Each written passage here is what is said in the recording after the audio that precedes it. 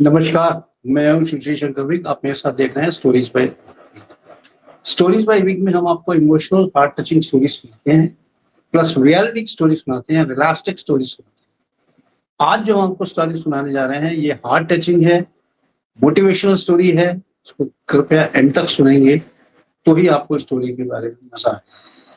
तो आइए story start करते हैं। ये स्टोरी है दिल्ली में। दिल्ली से कुछ दूर गाँव में एक लड़का रहता था अपने माता-पिता के साथ। उसका नाम था संतोष। संतोष के माता-पिता एक खेत में काम करते थे, खेतिहर। संतोष को अपनी पढ़ाई करने के लिए दिल्ली आना पड़ा। दिल्ली में संतोष के माता-पिता ने उनको अपनी मौसी के पास रख दिया और मौसी के पास रहकर ही संतोष अपना पढ़ाई-लिखाई करता था। संतोष ये कहानी है दिल्ली में 2000 यानी आप कह लो 2020 की कहानी 2020 की कहानी है। 2020 में यानी 4 साल पुरानी कहानी। तो संतोष अपनी मासी के घर रहता था और मासी के घर रहकर कुछ पढ़ाई-वढ़ाई कर रहा था। संतोष को केवल एक शेल्टर चाहिए था, जो कि जहाँ पे रह के वो अपना पढ़ाई-लिखाई कर सके। यानी कि दिन भर तो वो घर से बाहर रहता था और संतोष घर में अकेला जब आता था, वो रात को आता था, बेर रात आता था, सोता था। उसको खाने-पीने से मतलब था और रहने से मतलब था, बस। संतोष को और कोई मतलब नहीं था, लेकिन वो अपनी मासी की पूरी देख-रेख करता था। अगर उसकी मासी कह देती थी कि बिजली का बिल जमा करा के आ जाओ, ये काम करके आ जाओ, वो काम में पूरी मदद करता। संतोष ने सोचा कि मैं कुछ काम भी करूँ। उसकी पढ़ाई-लिखाई तो खत्म हो चुकी थी, प्राइवेट नौकरी काम पढ़ाई कर रहा था। जैसे ही पढ़ाई-लिखाई खत्म हो गई, उसने ये सोचा कि चलो मैं कुछ काम-धाम करता हूँ। तो काम-धाम के सिलसिले में संतोष जो है दिन भर बाहर रहता था और अपने काम की तलाश में कुछ करता रहता था। जो पैसे इकट्ठा करता था, वो पॉकेट मनी सेव में करके रख लेता था अपने पास और इतना ज़्यादा इकट्ठा कर लिया था उसने कि काफ़ी अच्छे पैसे इकट्ठे कि माँ-बाप को पैसे भेजता था। संतोष की उम्र 26 साल की थी। संतोष एक हट्टा-कट्टा इंसान था और काफ़ी स्मार्ट लड़का था। मासी थी और मासी के साथ एक उसकी बिटिया थी, जिसका नाम था रागिनी। रागिनी जो थी वो 12 साल की लड़की थी। यानी 15 साल की, 12-15 साल की लड़की होगी, 15 इयर्स की लड़की। अब 15 इयर्स की लड़की थी, लेकिन बहुत ही चंचल मिजाज की थी, क्योंकि रागिनी के ऊपर पापा का हाथ नहीं था, माता का हाथ था। तो माताजी यानी उनकी माँ जो है इतना ज़्यादा टेक केयर नहीं करती थी, क्योंकि माताजी खुद ही बीमार रहती थी। इसलिए रागिनी जो थी बहुत ही एक्टिव रहती थी अपने सोशल मीडिया पे। सोशल मीडिया पे एक्टिव रहने की वजह से रागिनी एक तरह से आप कह लीजिए ओवरऑल एक बिगड़ी औलाद थी। इसलिए रागिनी को कुछ समझ में नहीं आता था कि दीन दुनिया क्या है और दीन दुनिया में कैसे आगे बढ़ना है।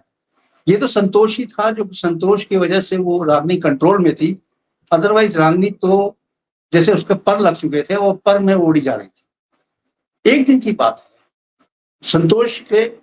संतोष के मामा-मामी भी उसी शहर में रहते थे, दिल्ली में। लेकिन संतोष उनके यहाँ नहीं रहता था। क्यों? क्योंकि मामा-मामी के पास जाने के बाद मामा और मामी जो खाने के लिए देते थे और इतनी कठोर चीज़ें बोलते थे कि निकम्मा है, ना पढ़ता है, ना लिखता है। ये सारी चीज़ें उसको बिल्कुल मतलब अच्छी नहीं लगती थी, क्योंकि एक रोटी निवाला खाने के लिए उसको 100 बातें सुननी पड़ती थी मामा से और मामी से। इसलिए वो मौसी के घर में रहता था, क्योंकि मौसी के जो हस्बैंड थे वो पेंशनर थे। वो उनकी डेथ हो गई थी, तो उनसे पेंशन जो आती थी उससे उनका घर चलता था। इसलिए मौसी जो थी बहुत ही इसको सँभाल के रखती थी, इस लड़के को, संतोष को। संतोष ही बहुत एक बीबा सा लड़का था जी, बहुत सुलझा हुआ लड़का था। एक दिन संतोष ने बोला, एक दिन रागिनी की माँ ने संतोष को बोला कि भई संतोष, अब आप मेरी लड़की जो है रागिनी से शादी करो। उसने बोला मेरी एज 26 साल और रागिनी की एज 15 साल। मासी ऐसे कैसे हो सकता है? मासी ने कहा मैं तुमसे कह रही हूँ तुम्हें शादी करनी है तो करनी है। मुझे कोई मतलब नहीं है, ना आगे देखो ना पीछे देखो, मेरा वर्ड्स है, करना है तो करना है। अब संतोष असमंजस में पड़ गया कि इसका ये मतलब थोड़ी है कि आप अपने घर में रख के मुझे डिक्टेटरशिप करें। लेकिन दिल्ली में क्या होता है कि डिक्टेटरशिप ही चलती है, क्योंकि मासी जो थी एकदम से नहीं चाहती थी कि जो इसकी लड़की है रागनी किसी और दूसरे के साथ शादी हो जाए और घर से बाहर जाए। इसलिए संतोष को बहुत कन्विंस किया और संतोष ये बात सुन के बहुत ही डरा हुआ था, क्योंकि वो बच्ची सी थी, 15 साल की बच्ची थी, उसके साथ खेलता था, उसके साथ उठता था, बैठता था। अब वो उससे कह रही है शादी करने के लिए, उसको समझ में नहीं आ रहा था वो हाँ करे या ना करे। लेकिन एक दिन देख के, उन्हें अच्छा दिन देख के संतोष और रागनी की शादी कर। अब संतोष और रागनी की जब शादी हो जाती है तो ये बहुत ही सिंपल शादी होती है, मैरिज होती है। संतोष एकदम डरा हुआ था क्योंकि संतोष 26 साल का था और जो रागिनी थी वो थी 15 साल, यानी कि संतोष और उनके जो एज में डिफरेंस था 11 साल का था। और दूसरी बात यह थी कि 15 साल की लड़की यानी नाबालिग, उसको ये भी डर था कि अगर ये शादी किसी को पता चल जाए, किसी ने कंप्लेंट कर दी कहीं या कहीं बाहर बात चली गई तो मेरे को लेने के देने पड़ जाएंगे, मुझे पुलिस गिरफ्तार कर देगी। संतोष इस तरह से बहुत डरा हुआ था और उसने शादी करने से इनकार भी पहले किया था, लेकिन अपनी मौसी के प्रेशर की वजह से उसने शादी कर ली। अब शादी हो जाती है, शादी हो जाने के बाद सुहाग रात वाले दिन रागनी सज धज के अपने कमरे में बैठी थी और इसकी मासी ने बोला संतोष को, जाओ वो इंतजार कर रही है। लेकिन संतोष बाहर टीवी वाले कमरे में बैठ गया और वहां पे ना इत्मीनान से टीवी देखने लगा। वो अपने कमरे में नहीं गया, वो कमरा उसका वही था जिस कमरे में आज से 3 साल तक वो 3 साल से रह रहा था, यानी संतोष।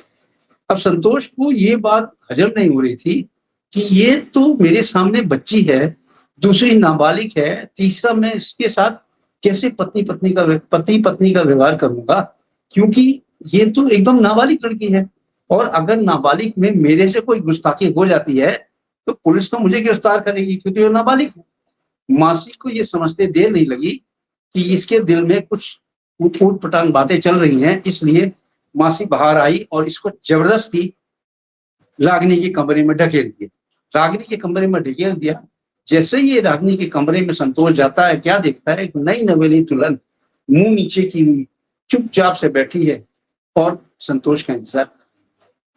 रागिनी ने धीरे से घूंघट उठा के बोला, आप आ गए? संतोष ने बोला, हाँ मैं आ गया। और चुपचाप उसके पास गया, उसने तकिया उठाया, सोफे पे जाके संतोष अपना लेट गया। संतोष तो लेट गया, लेकिन रागिनी अपने बिस्तर पर बैठी हुई थी।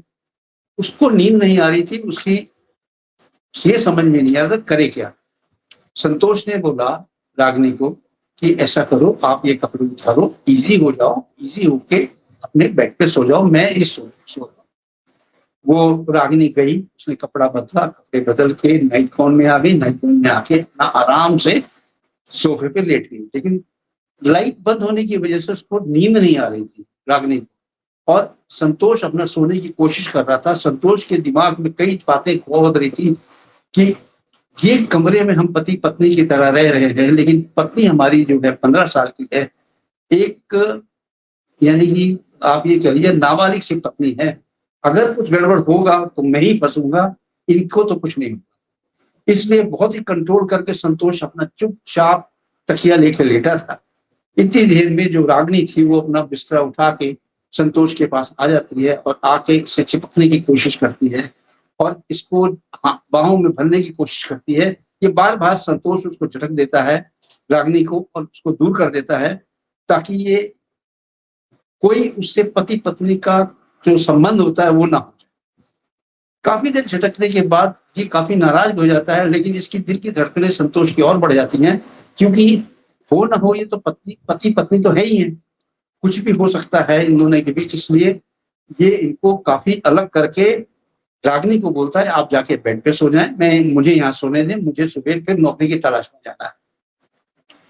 संतोष सो जाता है सोफे पे, लेकिन सुबह उसकी बहुत देर से नींद खुलती है, क्योंकि रात को काफी लेट सोया था और रागिनी भी काफी लेट सोई थी, इसलिए रागिनी की भी आंखें बहुत देर से खुलती हैं। संतोष अपना मुंह हाथ धो के, नहा धो के, चाय पानी पी के, नाश्ता करके मासी के हाथ से यहाँ से निकल जाता है फिर अपनी नौकरी की तलाश में। लेकिन नौकरी की तलाश में जाता है, इसके दिमाग में कई बातें गूंजती हैं। क्या रागिनी 15 साल की है? क्या कि ये 3 साल और नहीं मासी इंतजार कर सकती थी। 18 साल की हो जाती तो मेरे से शादी होती। तो ठीक है 18-19 की हो जाती तो मैं इससे शादी कर लेता। लेकिन 15 साल की लड़की से इसने मेरी शादी कर दी। इसमें उसको कोई इसमें मैनिपुलेशन की बू आने लगी संतोष को, क्योंकि संतोष बाहर रहता था और उसके दिमाग बहुत तेज चलता था। इधर रागिनी जो थी सोशल मीडिया में बहुत एक्टिव थी। सोशल मीडिया पे एक्टिव होने की वजह से उसने अपना कैरेक्टर और अपना जो चीज थी यानी पूरी चीज को बर्बाद कर दिया था। लेकिन रागिनी के दिमाग में कई खुराफातें आती थी और खुराफातें दबाने के लिए ही इसकी मौसी को यानी इसकी मम्मी को सब पता था। लेकिन संतोष करे तो क्या? संतोष को बहुत सेटबैक लगा जबकि उसको ये पता चला कि इसकी मौसी ने क्यों इतना जल्दीबाजी की। जल्दीबाजी करने का एक बहुत बड़ा रीजन था मौसी को ब्रेस्ट कैंसर। मौसी को ब्रेस्ट कैंसर होने की वजह से डॉक्टरों ने उनको कुछ ही दिन का मेहमान बता दिया था, क्योंकि ये कैंसर मौसी का 3rd स्टेज में था। मौसी ये चाहती थी कि मेरी बिटिया की शादी जल्दी से जल्दी हो जाए और अपने ही किसी रिश्तेदार में हो जाए और शादी के बाद मैं इसकी विदाई भी कर दूं। अब विदाई के लिए वो उसको प्रेशर देने लगी संतोष को कि चलो मैं इसकी विदाई भी कर देती हूँ, अब आप कहीं जाओ बाहर रहो पति पत्नी की तरह। लेकिन वो विदाई के लिए भी तैयार नहीं हुआ संतोष, क्योंकि उसको पता था ये 15 साल की लड़की को लेकर मैं कहाँ जाऊंगा और अगर किसी ने पूछ लिया या कुछ कर दिया तो मेरी तो जिंदगी वैसे ही बर्बाद हो जाएगी, मुझे तो पुलिस जेल में डाल देगी और मैं तो कहीं का नहीं रहूंगा, तो मेरी जिंदगी तो आगे बहुत बढ़िया, इनको तो कुछ होगा नहीं, मेरी ही जिंदगी खराब होगी। इसलिए उसने विदाई के लिए साफ मना कर दिया। उसने बोला जब तक रागिनी 18 साल की नहीं हो जाती है तब तक मैं रागिनी को अपना पति बनाने के लिए सॉरी है और मैं इसको तभी पति बनाऊंगा और पति पत्नी की तरह रहूंगा जब ये 18 साल की। इतना कहना था कि मौसी के रंग फाख्ता हो गए और मौसी घबरा गई। मौसी ने बोला मैं कुछ ही दिनों की मेहमान हूं और किस लिए मेहमान हूं उसने लाके पूरी अपनी कैंसर की रिपोर्ट सामने रख दी, जिसको देख के संतोष घबरा गया और इनकी जो रागिनी थी वो भी घबरा गई। लेकिन इसने सोचा, रागिनी ने सोचा माँ ने बहुत ही अच्छा किया शादी करा के, लेकिन इनको नहीं पता था संतोष को कि कहानी इसके भी पीछे कुछ और है। अब कहानी इसके पीछे भी कुछ और है। उस समय कहानी आउट होती है जबकि रागिनी की एक दिन बहुत ज्यादा तबीयत खराब होती है और रागिनी को अस्पताल लेके जाते हैं। डॉक्टर चेकअप करता है और चेकअप करने के बाद डॉक्टर जो बोलता है वो संतोष के नीचे से जमीन खिसक जाती है। डॉक्टर बोलता है कि आपकी जो पत्नी है ये प्रेग्नेंट है और प्रेग्नेंट है इसलिए आप इसकी काफी देख रेख करें, लेकिन ये तो 15 साल की ही है, ये भी बहुत ही छोटी है, छोटी उम्र में आपने इसको प्रेग्नेंट कर दिया। संतोष का इतना सुनना था, संतोष के पैरों तले जमीन खिसक गई। संतोष और रागिनी घर आते हैं, घर आके रागिनी को बिस्तर पे पटक देता है और रागिनी को पटकने के बाद कमरा बंद कर देता है। कमरा बंद करने के बाद रागिनी से पूछता है ये किसका पाप तुम पेट में लेके पाल रही थी? अब मुझे पता चला है कि आपकी मम्मी यानी मेरी मासी क्यों इतना जल्दी कर रही थी आपसे शादी करने के लिए। बीमारी तो एक बार छुप सकती है, बीमारी तो ठीक हो सकती है, लेकिन ये गंध कैसे छुपेगा? ये गंध हमें नहीं समझ में आ रहा और मुझे अब ये समझ में आ रहा है कि सोशल मीडिया पे इतना आप एक्टिव हो और वो सारे काम आप कर चुकी हो जो कि शादी के बाद होते हैं, वो आपने एक छोटी सी उम्र में ये सारे गंध फैला रखे और आप प्रेग्नेंट भी हो गई। विश्वास नहीं है मुझे आप इस तरह की हरकतें कर सकते। अब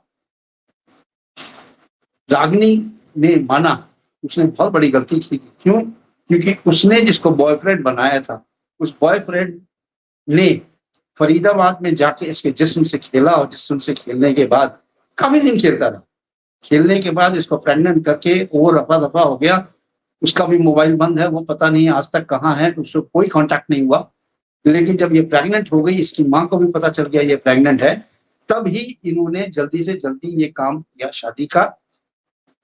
यानी कि रागिनी की माँ एक बार इनको रागिनी अस्पताल में भी लेके गई थी कि इसका अबॉर्शन करा दें, लेकिन वहां पे डॉक्टरों ने साफ मना कर दिया था कि वो अबॉर्शन नहीं हो सकता है इसका, क्योंकि लड़की जो है 15 साल की है और ये काफी रिस्की गेम है। अब ये 15 साल उम्र ही ऐसी होती है, बहुत ही इसमें हार्मोनल चेंजेस होते हैं। अब जब लड़की के बदन में हार्मोनल चेंजेस होते हैं, इतने ज्यादा हार्मोनल चेंजेस होते हैं कि लड़की अपने आपे से बाहर हो जाती है, और उसको अगर माता पिता कोई सही राह ना दिखाएं तो लड़कियां गलत राह में चली जाती हैं और किसी के साथ भी अनैतिक संबंध बना देती हैं, क्योंकि उस समय प्रबल इच्छा होती है इनको, क्योंकि 15 साल से एज जो होती है वो इंक्लाइनिंग एज होती है, उसमें हार्मोनल चेंज होते हैं। पिट्यूटरी ग्लैंड से जो हार्मोन्स निकलते हैं वो सेक्स हार्मोन्स होते हैं, और सेक्स की इच्छा जो है प्रबल हो जाती है। उसको रोकने के लिए माता पिता को बहुत कुछ करना पड़ता है, और जब इस तरह की लड़कियां सोशल मीडिया पे एक्टिव रहती हैं तो वो अपना बॉयफ्रेंड या किसी के भी हाथों लग जाती हैं और अपना जीवन बर्बाद। रागनी अभी 10th क्लास में ही थी। 10th क्लास कोई बहुत ज्यादा क्लास नहीं होती है, लेकिन इस तरह की हरकत उसने कर ली क्योंकि वो सोशल मीडिया पर। मैं सोशल मीडिया का बार बार आपको इसलिए नाम लेता हूं क्योंकि आजकल किसी भी माँ बाप को देखो आप, उनकी अगर 3 लड़कियां हैं, 2 लड़के हैं, तो सबके हाथ में एक एक मोबाइल होगा। हर आदमी के या बच्चों के हाथों में एक एक मोबाइल, और इस मोबाइल ने जो हमारी यंग जनरेशन है उसको बर्बाद कर दिया है, क्योंकि सोशल मीडिया और इंटरनेट पे अगर आपने एक कोई गलत बटन दबा दिया, आपके सामने क्या खुल जाएगा ये आप भी जानते हैं और हम भी जानते हैं। वो चीजें ऐसी फ्रॉड साइट्स होती हैं जिससे कि आपा अपना नहीं सह सकते हैं, और ये यंग एज होती है लड़कियों की जहां से गलत राह पे चली जाती हैं, और गलत राह पे जाने के बाद ये अपने को मेंटेन नहीं करती। तो आगे आए कहानी में, मैं कहानी की तरफ चलता हूँ। इस तरह से संतोष को जब ये बातें पता चली तो संतोष भी काफी ज्यादा हरेस हो गया, और उसने रागिनी से बोला कि भाई ये तो बड़ा गलत काम किया आपने, अब मैं आपको बिल्कुल नहीं रख सकता, और मैं आपसे बिल्कुल सहमत नहीं हूं, आपने जो भी काम किए हैं। और मेरा वीजा जो है वो दुबई का बना हुआ है, मैं अब दुबई जाऊंगा, और दुबई जाने के बाद देखो मैं आता हूं नहीं आता हूं, आपको मैं छोड़ के नहीं जा रहा, आपको यहीं छोड़ के जा रहा हूं, मैं दुबई जाऊंगा, आपको लेके नहीं। रागिनी ने बोला कि आप जा तो रहे लेकिन मुझे आप तलाक मत देना, मुझे आप बिल्कुल अपनी वाइफ की तरह रखे, क्योंकि अगर आपने तलाक दिया मुझे तो मैं किसी को मुंह दिखाने लायक नहीं, इसलिए आप मुझे तलाक नहीं दिएगा। तो दुनिया में तो ये पता चल चुका था कि हम पति पत्नी हैं, बंद कमरे में क्या होता है क्या नहीं होता है ये दुनिया को नहीं पता, लेकिन खुली वातावरण में क्या चीजें बाहर आती हैं वो सारी दुनिया को पता है। इसलिए इसने बोला कि बंद कमरे में जो हुआ हम आप जानते हैं, दुनिया नहीं जानती। इस तरह से रागिनी को समझा के दिनेश ने अपना वीजा वगैरह लगाया था। 2 दिन के बाद वो बाहर की फ्लाइट पकड़ के दुबई चला। दुबई उसने अप्लाई कर रखा था, इसलिए अप्लाई किया था, उसको नौकरी मिला नहीं वहां पे, लेकिन दुबई जब ये जाता है वहां जाके दुबई में अपना खुद तलाश करता है नौकरी। इसको एक नौकरी मिल जाती है, कुछ 2 साल का इसका कॉन्ट्रैक्ट होता है। 2 साल के कॉन्ट्रैक्ट पे ये संतोष जो है वहां चला जाता है और अपना काम करता है। कॉन्ट्रैक्ट में काम करने के बाद इधर क्या होता है, इधर इसकी जो मौसी होती है उसकी एक दिन तबीयत बहुत ज्यादा खराब होती है।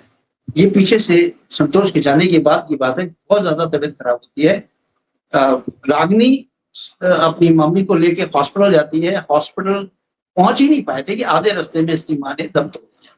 अब आधे रास्ते में इसकी माँ ने दम तोड़ दिया ड्यू टू कैंसर। अब कैंसर जैसी बीमारी का इलाज नहीं है, उसने दम तोड़ दिया, कोई बात नहीं, वो वापस हॉस्पिटल लेके गई, डॉक्टर से डेथ सर्टिफिकेट लेके वापस आके डॉक्टर ने डेथ डिक्लेयर कर दिया, या वापस आई और करना तो करके उस घर में रहने लगी। उस घर में जो भी इनके पास पेंशन आती थी इनके पापा की, उसी से इनका घर चलता था, और कुछ नहीं था इनके पास। सारे रिश्तेदारों ने इनसे रिश्ते तोड़ दिए थे, क्योंकि पैसा और इज्जत ये 2 चीजें हैं जिससे रिश्तेदार भी साथ में होते हैं, बाकी अन्यथा रिश्तेदार भी दूर। अब पैसा नहीं था इस लड़की के पास, ना ही इसके पास कोई इज्जत थी, इसलिए सब लोगों को पता भी चल चुका था कि ये शादी तो हुई है लेकिन लड़का दूर रहता है, लड़का 2 साल के लिए बाहर गया हुआ है। तो लोगों की जो कहानियां थी वो कई कहानियां अपने हिसाब से बनती थी। ये देख के रागिनी को बहुत बुरा लगा। रागिनी करे तो करे क्या, क्योंकि रागिनी ने कसम खा ली थी कि अब हम राइट राह पे चलेंगे, चाहे इसके लिए मुझे अपनी जान भी देनी पड़े। इसलिए रागिनी ने क्या किया, रागिनी ने अपने साथ ही अपना बच्चा को जन्म दिया। और बच्चे को जन्म देने के लिए जब वो हॉस्पिटल पहुंचती है तो पता ये चलता है कि बच्चा मरा हुआ है। रागिनी वहां से इतनी टूट जाती है कि आप पूछो मत। वो जब घर आती है तो एकदम पागलों की जैसी हरकतें करती है और एकदम उसका बॉडी जो है डिटोरेट होता रहता है। एकदम ये न खाना की होश, न पीने की होश, एकदम पागल सी स्थिति हो गई रागिनी की। उधर संतोष की वहां पे 2 साल का वीजा पूरा होता है। संतोष दिन रात रागिनी के बारे में सोचता था, रागिनी की माँ के बारे में सोचता था, लेकिन माँ के बारे में उसको पता चला डेथ हो गई। तो रागिनी के बारे में सोचता था, क्योंकि रागिनी बिल्कुल अकेली हो गई थी। रागिनी को कोई देखने वाला नहीं था और रागिनी जो थी इस समय बिल्कुल अकेली थी दुनिया में, और हर जगह अकेली थी, क्योंकि ना आगे ना कोई पीछे, ना कोई इधर ना कोई उधर। इसलिए रागिनी बहुत ही ज्यादा डिप्रेस रहने लगी। रागिनी जब डिप्रेस रहने लगी, उधर से उसको भी नींद नहीं आती थी। संतोष को वो भी दिन रात काटता था। जैसे ही उसका 2 साल का वीजा कंप्लीट हुआ, फट उसने वहां की फ्लाइट पकड़ी दिल्ली की, और दिल्ली आ गया, सीधा अपने घर आया। जैसे ही अपने घर आता है ये और कमरे में जाता है तो देखता है बहुत ही पतली दुबली सी लकड़ी का ढांचा तेरा एक औरत बैठी हुई है। उसके चेहरे की तरफ देख के संतोष की तो हवाइयां उड़ गई। क्या ये रागिनी है? रागिनी जो मैं छोड़ के गया था, और किस तरह से छोड़ के गया था, क्या हो गया रागिनी को, उसकी हालत क्या है, उसको कुछ समझ में नहीं आ रहा था। रागिनी को उसने उठाने की कोशिश की। रागिनी ने अपनी बुझी हुई आंखों से इसको देखा, उसको समझ में नहीं आया। हाथ से छू के बताया, आप संतोष हो? बोला हाँ मैं हूँ। आप सीधे आ गए यहाँ पे, मुझे उम्मीद नहीं थी कि आप आओगे। इतना सुनना था कि संतोष ने रागिनी को अपनी बाहों में भर लिया और खूब रोने लगा। क्यों? क्योंकि उसका ये मकसद नहीं था कि उसको छोड़ के जाए और इस तरह से हैरेस करके जाए। फिर रागिनी ने अपनी कहानी बताई कि जो बच्चा हुआ वो मरा हुआ, उससे मैं और टूट गई, और आपके जाने के बाद मम्मी की भी डेथ हो गई। न तो पीछे से हमें कोई पूछने वाला, ना आगे ना पीछे, और सब यहाँ पे पैसे के ही व्यापारी होते हैं, पैसे के ही लोग होते हैं। इसलिए हमें भी खाने पीने की बहुत ही दिक्कत हो रही थी। जो भी था हमें कुछ लोग दे जाते थे, उसी से खाते थे पीते थे, और तो हमारा कोई चल ही नहीं रहा था। संतोष ने उसको अपनी बाहों में उठाया और उठा के सीधा हॉस्पिटल ले गया। हॉस्पिटल ले जाके उसने हॉस्पिटलाइजेशन कराया उसको, और हॉस्पिटलाइजेशन कराने के बाद उसको डॉक्टर से ये पता चला कि इसको तो ट्यूबरक्लोसिस है, यानी टीबी। टीबी आज के जमाने में भी ठीक होने वाली एक बीमारी है, इससे घबराते नहीं हैं। क्योंकि टीबी का अगर पेशेंट है और दवाइयां रेगुलर लेता है तो ही और शी इज क्योर्ड, ऐसी कोई बात नहीं है। टीबी भी कंट्रोल है। संतोष को यह पता था कि टीबी कंट्रोल हो जाएगी। उसने उसको दवाइयां कराने लगा, खिलाने लगा, और उसके साथ वही लोकल दिल्ली में उसने एक जॉब ढूंढ लिया। अब वो इसकी सेवा ऐसे करने लगा जैसे पति पत्नी, यानी रियल पत्नी की। रियल पत्नी तो थे ही, लेकिन अब उसने रियल पत्नी की से अपनी जो इच्छाएं थी वो जाहिर की, और इसके साथ बिल्कुल उसी तरह रहने लगा जैसे पति पत्नी। प्लस इसको बहुत अच्छी तरह सपोर्ट करता था। धीरे धीरे कुछ साल बीते, यानी 3 साल के बाद, 2 साल के बाद, 3 साल के बाद रागिनी ने वापस अपने को कन्वर्ट किया और हेल्दी हो गई।